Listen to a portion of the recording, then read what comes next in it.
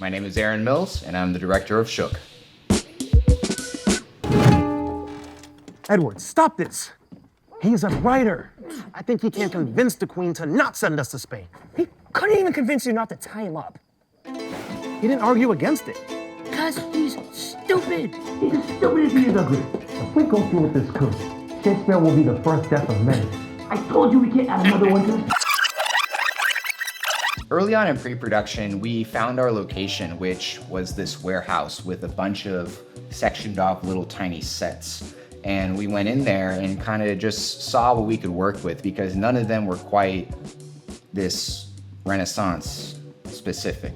We found this one room that was an office. It was filled with a bunch of vintage items like 1970s furniture. And so we kind of had to empty all of that out and start with an empty room and just hand place things.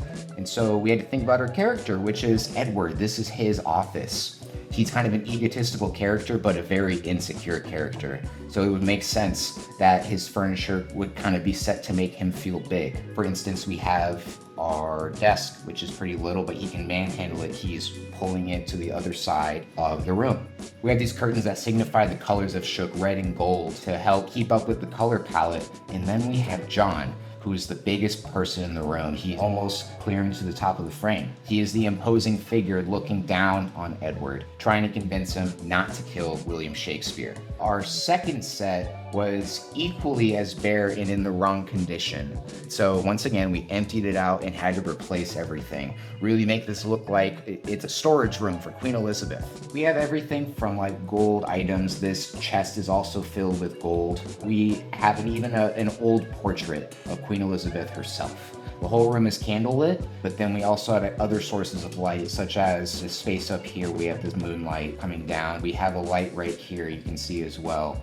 And we have lights right here outside of frame just to help build up the room. More or less, we just had to keep the room interesting.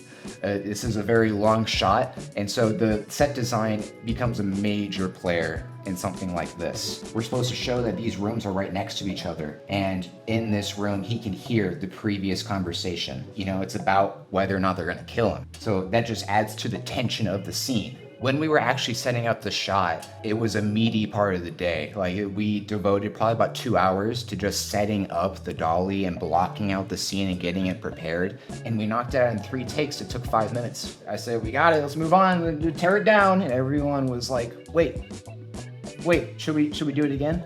Nope, let's move on. We just wasted 2 hours setting that up. We got a lot more stuff to do. And you know, I'd say that shot paid off. Tomorrow we will.